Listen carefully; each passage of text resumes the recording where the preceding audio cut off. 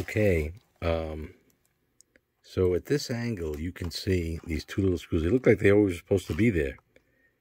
The screw in the back here, this one, went in perfectly, locked it tight. This one won't go in all the way. I just don't feel like drilling it out anymore and cleaning more of this dust off. We'll see all that little brass debris. But I'm going to wrap this wire around here and just twist it, and that'll act as a makeshift washer. Okay, there you can see I twisted the wire around it, and now it's locked tight. And that wire won't get in the way of anything as it travels along the layout because it's bent upward. And again, you could spend all the time you want. Just a matter of tapping it a little deeper as I did on that side, and the screw went great. And again, by using a sharp steel screw, it was able to cut its own grooves into the softer brass. Where did I get these screws? Just saving them over the years from other projects and things, figuring who knows when they might be valuable for a project. And we got to use it. Let's hope that the housing now works. Okay, we're going to test it now. Everything's back in place. One wire's connected to the wire coming from the other truck as if it were on the track. This is just a stray wire. It's not doing anything.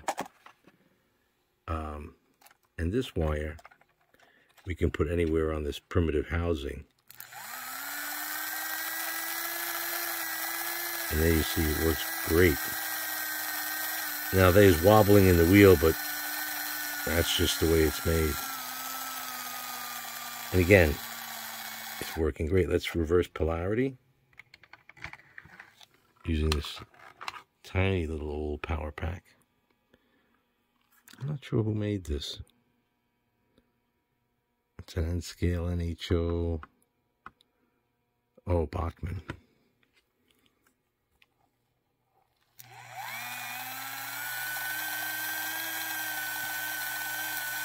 And of course, put it to the wheel, it works.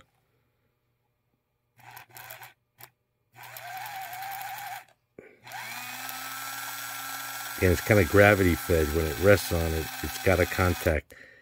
The metal axle in here contacts this metal plate.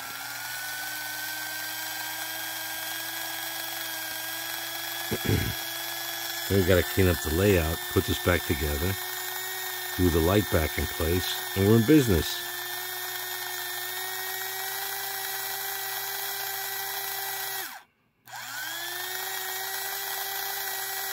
Fantastic. Reverse polarity again.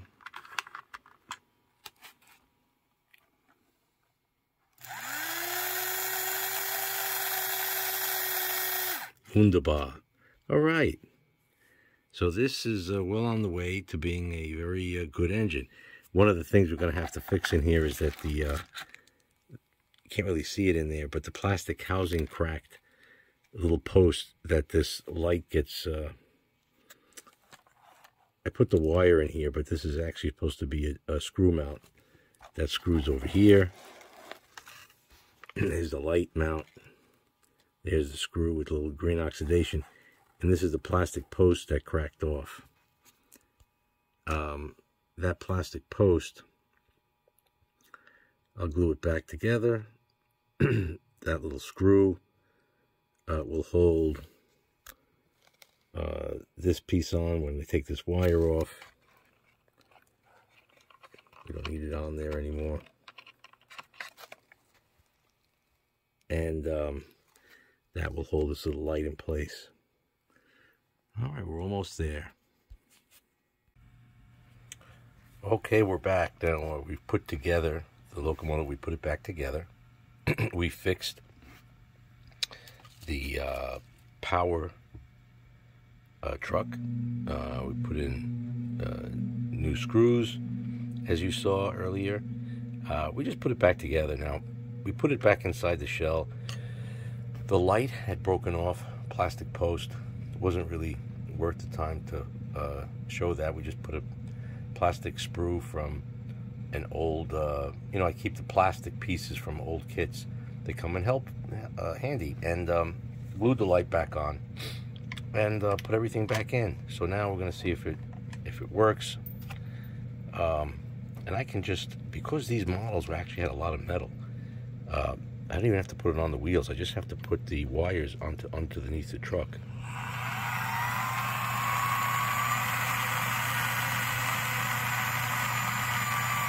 She runs great.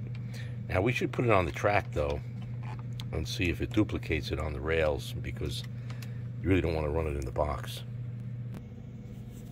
Well, okay, now we've got our little test track, which comes in handy till we clean up the big layout, which is getting closer. It's going to be a big story on that when she appears all cleaned up and ready to go. Now this is interesting because this box is made of cardboard, and it still kind of grabs it in. It's so tight. It's kind of funny how or why. Let's put her on the track. But you know what? You got to say something though. It might be a toy, but this was a beautiful engine. I have no idea. I didn't clean the wheels. That's the funny part. Oh, look at that. You see the problem from not cleaning the wheels?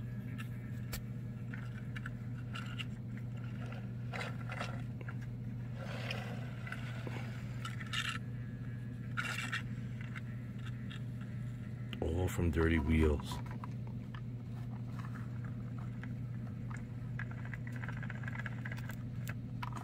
Okay, let me do a quick wheel clean. So I cleaned everything, but not the wheels.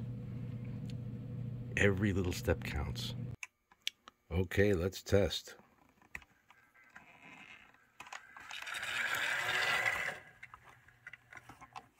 All right, with the wheels clean, I think she ran off the track.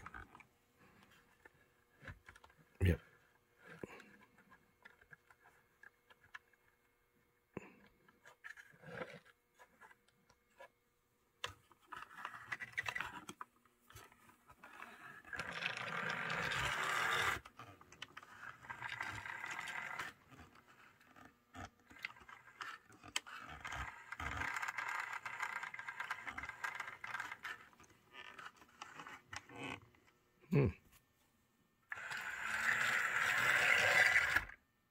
Okay, well, I think to give this a thorough and proper testing, it's going to have to go on the layout,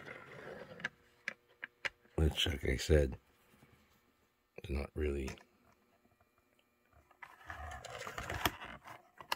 The layout's not really ready.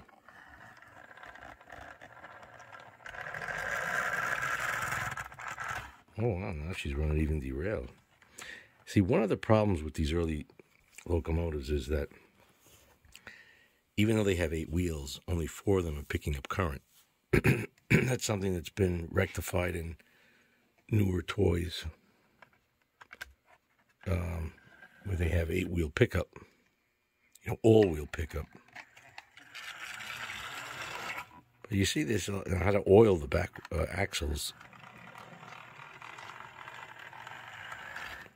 But it's a nice engine. Enjoy it for what it is. See the little squeak? The problem is the back truck is also riveted in. I can't, it's not worth it to take the rivets out just to lube it properly with grease. I got to find another way. There are some lube holes. I put some of this oil with a needle applicator, and that might work. It didn't work so far, just a little bit.